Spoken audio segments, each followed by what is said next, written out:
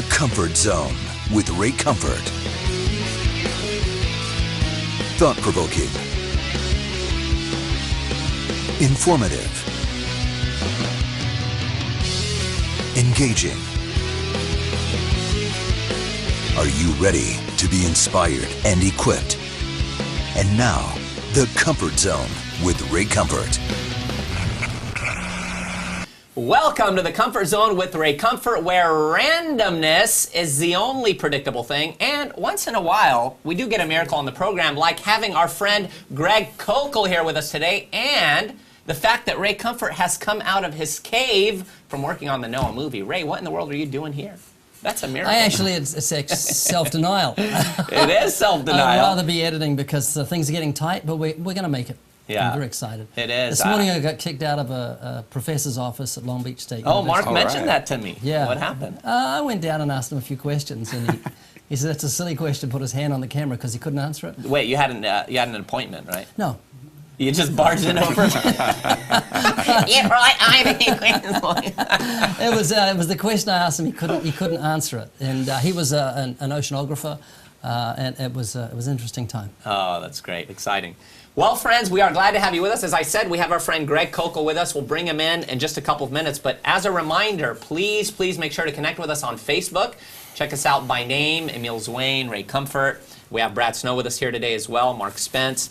Make sure to check us out on YouTube, youtube.com/The Way of the Master, and then subscribe to our channel. We're getting close to about 80,000 subscribers, right? Mm-hmm, it's wonderful. Hard to believe. And then again, if you're watching this on YouTube, but it's hard to believe. It is hard to believe. If you're watching us on YouTube, which I know many of you do, but you want to connect with us live and be a part of the chat room where, as we're here live, we can look at questions and answer them. Go to tczlive.com Monday through Friday, 11:30 p.m. Pacific, and make sure to email us with any questions at tczlive.com. All right, we're going to start this off with a question. This is an email from Adam in Ohio. How do I break through to the spiritual conversation when someone I'm trying to witness to tries to constantly bring up errors or mistakes in the Bible, such as Joshua speaking to the sun to stand still rather than the earth to stop moving, or differences in the gospel, such as one gospel says there was more than one man in chains in the cave possessed with legion of demons, and another gospel says there was one man possessed with legions of demons. Professor Ray Comfort. You know, we're living in an interesting day and age where anyone can become an expert in anti-Christian doctrine. You can go to any atheist website and find about 200 excuses or reasons to reject Christianity, and once Christians are stumped by one, they'll go back and look for another. They're not interested in truth. They're interested in finding excuses so they can carry on in their sins.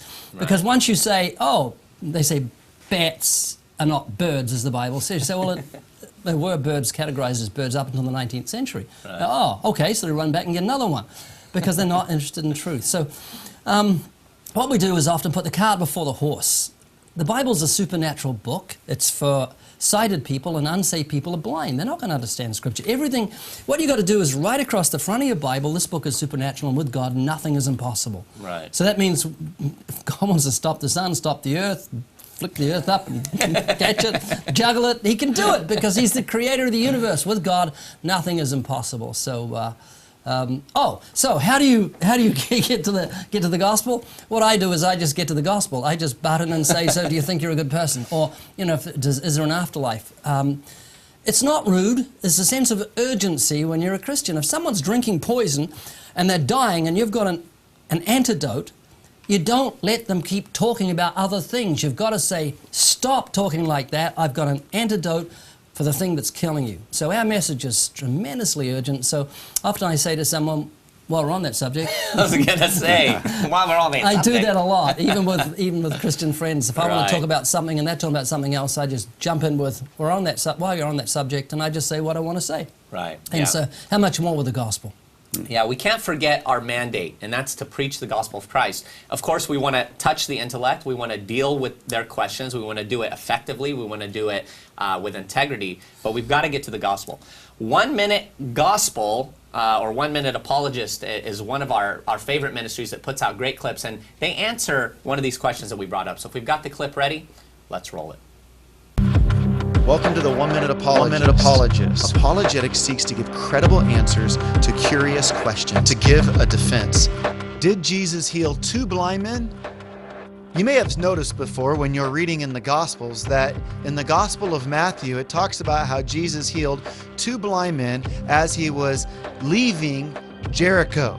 But then in the Mark account and the Luke account, it says that he healed 1 blind man as he was entering into Jericho. So which is it? Did he heal 2 blind men or did he heal 1 blind man? Did he heal when he was on his way out of Jericho or on his way into Jericho? Now, we need to realize that this stuff can serve as a bit of a conundrum for us when we see it at first blush.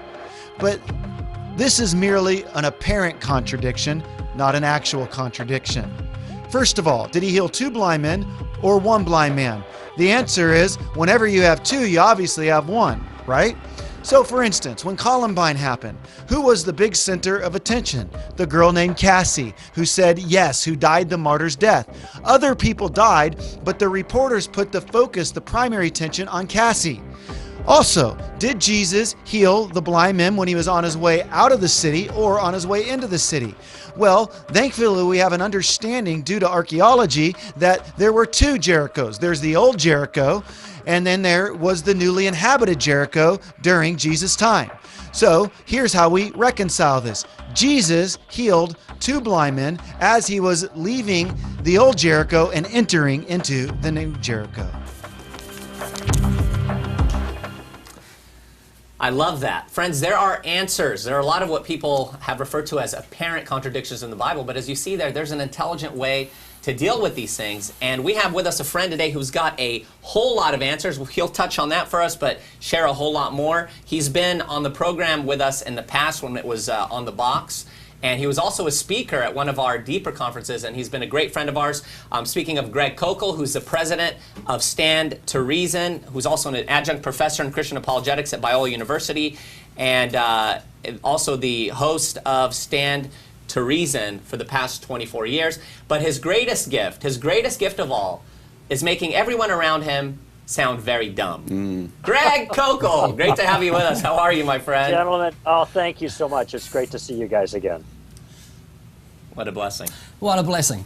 Greg, I want to thank you. In the early 1990s, you very kindly loaned me your pulpit, trusted me with your people, pushed Hell's Best Kept Secret all over the place when I really didn't know anybody in America, and it was very, very meaningful to me and really helped put a foundation for our ministry, so I want to thank you. Yeah, well, Ray, you had an important message, you still do, and you're a great worker for the kingdom. I'm always glad to partner with you and help out when I can. Oh, great, thank you. One of the mainstays of your ministry is something you call Ambassador's Model. Can you give us a synopsis of what that is and why it's so important? Sure. What we're trying to do at Stand to Reason is not just give information. A lot of good organizations do that. We're trying to build a certain type of person. We call that person an ambassador. Paul says in 2 Corinthians chapter 5, verse 20, that we are ambassadors for Christ. As though God were speaking through us, we beg of you on behalf of Christ, be reconciled to God. So Paul kind of identifies the role of an ambassador as somebody who stands in between 2 parties. When people hear from us, they are drawing conclusions about the God that we represent. Just like people are drawing conclusions about Stand to Reason based on what I'm offering now because I'm standing in, so to speak, for Stand to Reason. And so when I got a picture of that, when that kind of really began to gel in my own mind, I began to think, well, what would make me a better ambassador? And I thought, well, ambassadors have 3 different qualities. If you were to list a bunch of characteristics of an ambassador you'd send to another country, they have to know something. That's the message. Right. They have to be able to communicate that message in a clever way, maneuvering, say, through the argument. There's a certain diplomacy that's involved. And then they also have to have a character that commends the message. It doesn't detract from the message. And so the way we put that together at Stand to Reason is that a good ambassador has knowledge, an accurately informed mind, wisdom, an artful method, and character, an attractive manner. Those 3 things, I think, make a very, very powerful impact, make it possible for us to have the greatest impact for the kingdom. We're not just giving information, we are incarnating that information in a person, and we're finding the best ways to communicate with other people. That's great, Greg. And the effectiveness of your ministry is felt all over the place. You know, I've seen believers dialogue with others and use some of these, approaches, and it's impactful. And so we're grateful for what the Lord is doing through you. Jumping back to our opening question, Greg, about answering supposed errors or mistakes in the Bible. What are some quick nuggets you would give believers who are confronted with this, and maybe even touch on the question itself?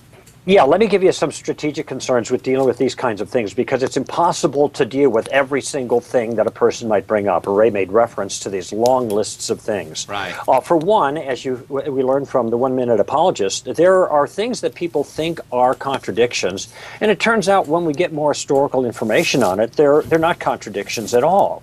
Right. There are explanations that help to show a harmony between these accounts. But there's another thing that's going on. Sometimes the objections are objections against a miracle, like Joshua's long day or whatever. I like the way Ray put it. Basically, if there's a God, anything's possible. If in the beginning God created the heavens and the earth, if he could do that, he can do pretty much anything else. Right. Do we have good scientific evidence that the universe had a beginning? Sure we do. So, somebody had to cause the beginning of the universe. We have good evidence for that first great miracle. The rest of the miracles just are small potatoes by comparison. One other thing that I'd mention too, and this is again a strategic concern, is I do not try to argue inerrancy with non-believers. I think that's an internal issue that's within the body of Christ. People, as Ray intimated, are reading our mail all the time, and they don't understand what's going on. Well, it wasn't written for them. It was written for us, largely. Yeah. And so what I try to do is I might make the case for Christianity based on the historical information that we have in the Gospels about Jesus of Nazareth, his life, death, and resurrection, and the message that he gave us that we proclaim and call the gospel. And in fact, Paul identifies a summary form of this in 1 Corinthians 15. I delivered to you what was delivered to me, that Jesus lived, died, rose again from the dead, was witnessed to by others. And there it is. It's the core thing that is based on historical information that we find in the Gospels. It is not grounded, I want to be careful how I say this because I don't want to be misunderstood. It's not grounded in an inerrant Bible, though I believe the Bible is inerrant. It is grounded in an historically accurate Bible.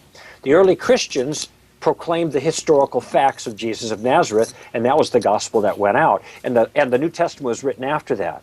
If I do that, if I go back to those primary source historical documents and proclaim the details that happened there that can be verified by history, and good historical tests show the Gospels to be historically accurate, well, I can make my case without having to engage the whole inerrancy issue and try to argue away every single apparent discrepancy in the Bible. That's a wild thing to have to do, and I just try to sidestep by just going to Jesus, the historical Jesus. Oh, I love that. I love that because you're doing apologetics, but your focus in it is the gospel. And again, as we've told our viewers before, time and again, it's the gospel that's the power unto salvation. You open the bay doors of your mouth, drop that gospel bomb, and let it do its work. Right. So we have the snowman here with us today, and not only is his face full of hair, but his mind is full of questions. Brad. Greg. You know what they're thinking when they do that? They're thinking, tastes waxy. The question I have for you is, what is the toughest question you've ever been asked? How did you answer it, or could you even answer it? I think the toughest questions that I have to deal with, whether it's on the air on my own radio show or when I'm out talking with other people or speaking at universities or whatever, they're always the internal theological concerns. They are not the external apologetics concerns. People bring up the problem of evil, the historicity of Christ, the Gospels, or the transmission of the text. All of these things, why is Jesus the only way? All of these things have, I think, fairly straightforward and reasonable answers. The harder questions, though, are ones that have to do with internal theological issues in the Bible, like man's freedom and God's sovereignty. Gee, those are the conundrums that theologians have been wrestling with for ages. I find the difficult things when I go in and try to study theology in the scriptures and try to make sense of things Jesus said and or some of these other issues. The apologetics issues, the kinds of things that non-Christians raise to challenge the legitimacy of Christianity, I don't find them to be characteristically that difficult because there are answers for them, and if you get the answers and you work on how to respond to it, we can acquit ourselves well on those. It's the theological things that are a little bit more challenging, and I don't know that there are answers to, in this life, to all of those things. We can make a little progress, but I find those the most challenging. Appreciate the answer. Thank you. You know, the toughest question I've ever been asked is, what's the toughest question you've ever been asked? That's a real tough one, because I couldn't think of an answer. Greg, you've spoken to countless unbelievers. What do you think would surprise the average Christian about unbelievers and their questions? I think they'd be surprised to find out how little the unbelievers know about their own views. People are socialized to believe things. This is a standard way we believe things. Our communities influence our belief. We're not aware of it because it's like asking a fish what it's like to be wet. They're always in the water, they're always wet, and so they're not reflective on the process. But most of the things that people believe, they've absorbed kind of by osmosis from their communities. This is true of Christians too. And this is why Christians, when they're asked challenging questions, they don't know how to answer because they haven't worked through these issues. But non-Christians are in the same boat. They haven't worked through these issues. When I teach people how to maneuver tactically in conversations, and I've written a book on that, shameless promotion here. Yeah, there we go. Tactics, a game plan for discussing your Christian convictions, written by Gregory Kokel here. You gotta get it. Okay. I encourage people to ask questions, and I teach them specific ones to ask that will help in conversations. The first two questions are really types of information questions. The first one is, what do you mean by that? The second one is, how did you come to that conclusion? Now, they're not very profound questions. I mean, people have been asking these things for ages, but a lot of Christians don't think of asking them. They just think it's up to them to do all the heavy lifting when somebody makes a challenge. Right. I want to know what the other person actually means when he says something like everything's relative. Now, I've written a book of relativism. I know what it means. I don't know that he knows what it means. Right, right. And so I'm going to ask him, what do you mean by that? And then, okay, when I get clear on that, how did you come to the conclusion that everything's relative? Notice when I ask these questions, all the pressure now is put back on the other person, where it should be because they've made the claim. And I'm in a position now to receive more information. Now, here's the kicker. It's amazing how often I'll ask, what do you mean by that? Or how did you come to that conclusion? And I'll get the sounds of silence. Absolutely. It's because they've never been asked that. They've never had to think about this. I taught a group at the University of Minnesota in Minneapolis, St. Paul a couple of years ago about the tactical approach. And then they went out on campus and engaged people. And the feedback that I got back from them was the kind of thing I get on a regular basis. They said, I was afraid before I went out. But given the tools that you gave me, I had a good time. Plus, I was amazed at how little the other people knew. Right. This is a college university campus. You'd expect that they really think carefully through their views. They don't, on balance. Right. Occasionally, you have people that have been thoughtful, but most, and Ray, you know this from your own experience, most of the challenges that people have raised against Christianity, they have not thought through. They have just regurgitated it from what they've read on the internet, and then the Christian is stonewalled because he doesn't ask the proper questions, and then they walk away with a victory because the Christian had no answer. If we reverse it, put ourselves in the driver's seat by asking a couple of basic questions. What do you mean by that? And how'd you come to that conclusion? You'll be amazed at how little information that you get back in response. You know, Greg, the thing I love about that is it's so simple, but it's so potent and effective. I mean, I use those same questions when I'm witnessing to people at times. And another one that's related to those that you pose as well is, where do you get your information from? And I just see that stop people dead in their tracks, and typically they end up reverting back to, it's what I feel inside and so forth. Now, Greg, I want you to answer this if you could for us, and you alluded to it earlier, and that is one of the most commonly asked questions, and that is what's called the problem of evil. And people say, look, if God is an all-powerful God, why do we have evil in our world? So how do you tackle that one? Okay, what's the problem?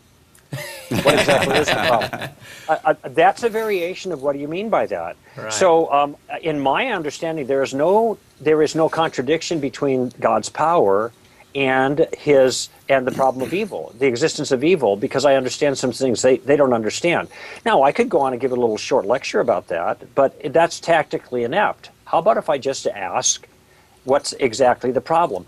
I want them to articulate very clearly something like maybe, well, if God is all-powerful, he'd be able to take away the problem of evil, and if he was all good, he'd want to take away the problem of evil, but the problem of evil exists, so therefore he's not all-powerful or all good, or maybe he doesn't exist. Right. Now, that is a more careful characterization, all right? But I want him to do that, not me, okay? And I might ask another question. When you say evil, what do you mean by evil? They said, well, you know, rape, murder, pillaging, that kind of stuff. I said, no, you've given me examples of evil. You didn't tell me what makes those things evil. Right. Why are those things evil rather than doing nice to your neighbor? Well, it's going to turn out when you ask that question, now they're going to have to think about what they mean by evil. What qualifies something for evil? And what I'm trying to get them to realize is that things aren't the way they're supposed to be. They're supposed to be a different way. That's not right. Okay, well, it's not good, whatever. Well, good and bad are terms that relate to some kind of standard. A good bowler or a good golfer or a bad talk show host or whatever. You know, these are all, don't we have some kind of view of what's perfect as a measure to compare those by? C.S. Lewis said that a man doesn't have an idea of a crooked line unless he knows what's straight. So my question then is, where's the straight moral line that you're comparing things to call it evil? Right. Now, notice I haven't answered the question of the problem of evil.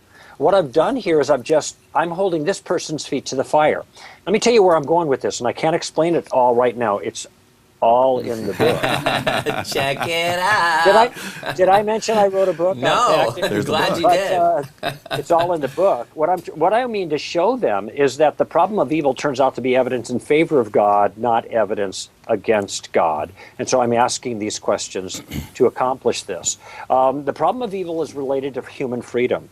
Freedom simply means the ability to choose right or wrong, good or bad, to make choices consistent with God or against God. Now, God can no longer make a free human being, a morally free human being, who is not possible of doing evil. Then he's capable of making a square circle. Those are contradictions in terms. Right. And by the way, it has nothing to do with power. No power in the world. You can have infinite power. You're not going to be able to make a square circle. Omnipotence means that God can do anything power can do. Power cannot accomplish contradictory tasks, and making a morally free creature who can't possibly choose bad is a contradiction in terms. It's like square circles. Right. So your questions, you're actually blowing away the smoke screen to see what sort of weapon your enemy is holding, and you find he's holding a pop gun. Yeah. Well, in many cases that's true, but he doesn't realize it. Right. The problem of evil is a real problem, but people haven't thought about it enough to understand, well, what kind of world would it have to be in order for there to be a problem of evil? I'll tell you what, an atheistic world is not going to give you a problem of evil because it's materialistic. Morality is immaterial, so there's no place for immaterial things in a materialistic universe. It's molecules clashing, that's it, molecules in motion. The atheist has no grounding to raise the problem of evil.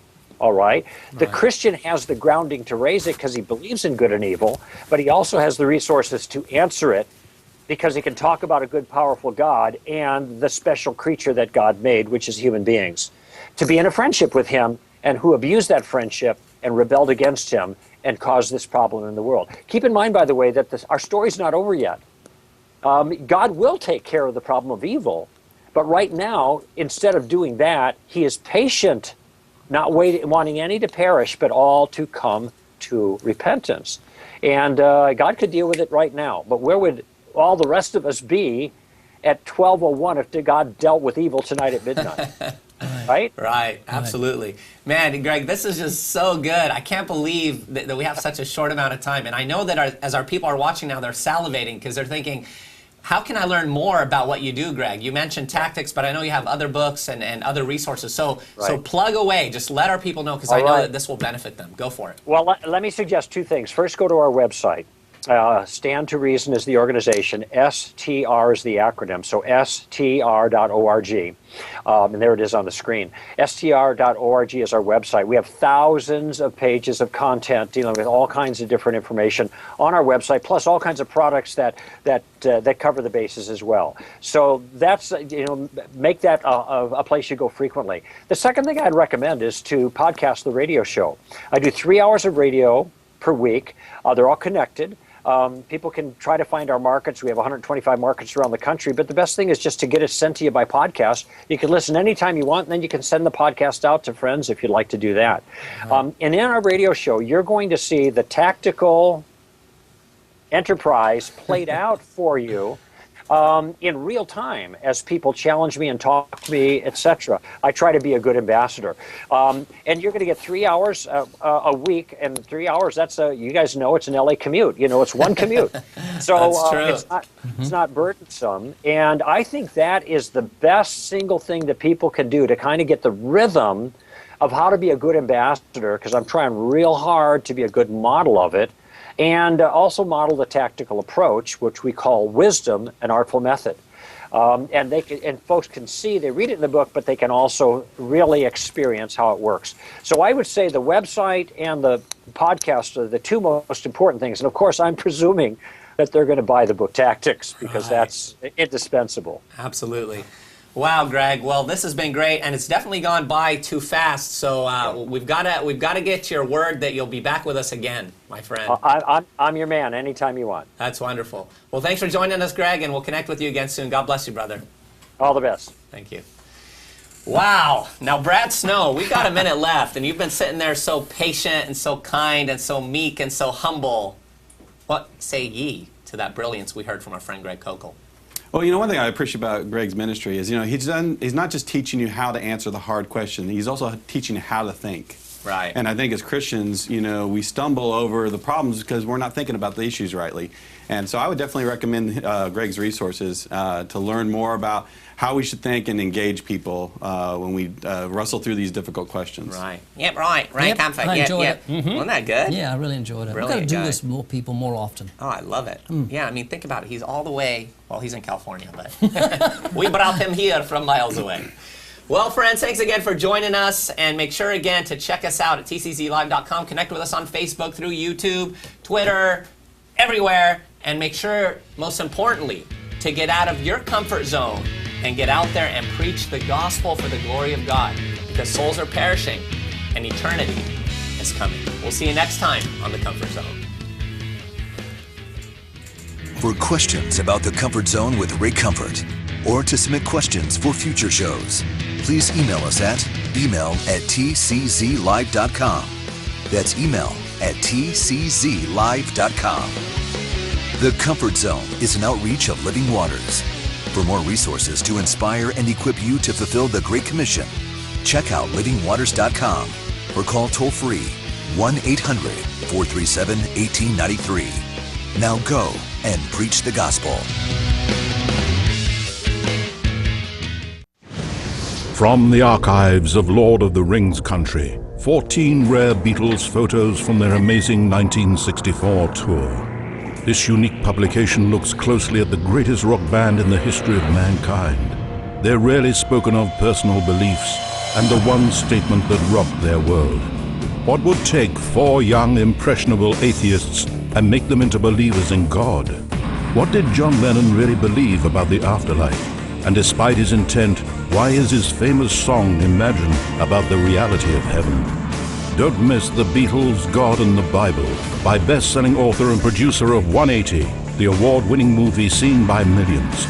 This eye-opening book is forwarded by Grammy Award winner and former U.S. manager of Apple Records, Ken Mansfield.